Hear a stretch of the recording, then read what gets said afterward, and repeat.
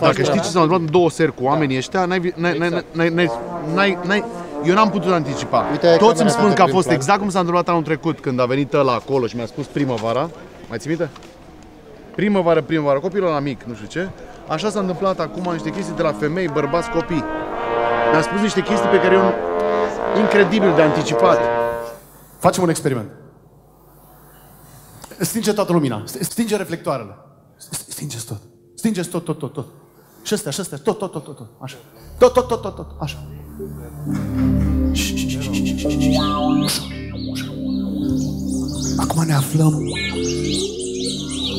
Acum ne aflăm la mare, pe plajă.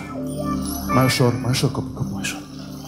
Și acum voi o să cântați melodia asta frumoasă. Atenție.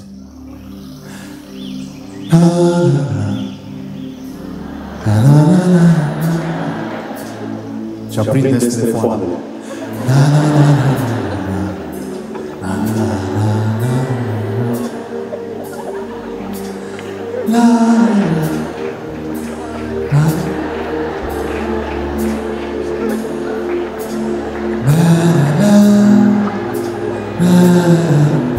Sunt prea puțin. Încă o dată.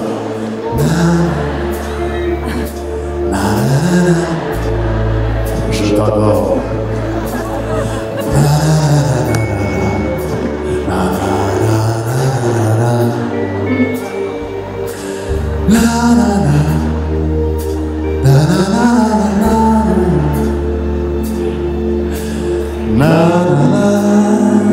Acum numai voi și mai tare, Harvey, să ajutăm. Și...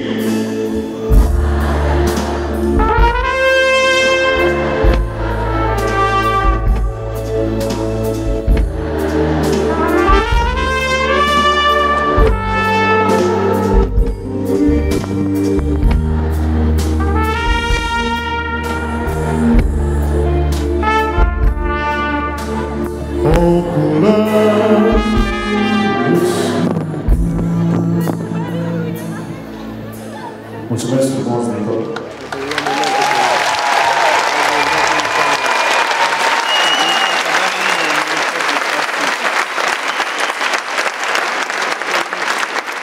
Știam eu că telefonia mobilă ajută la ceva.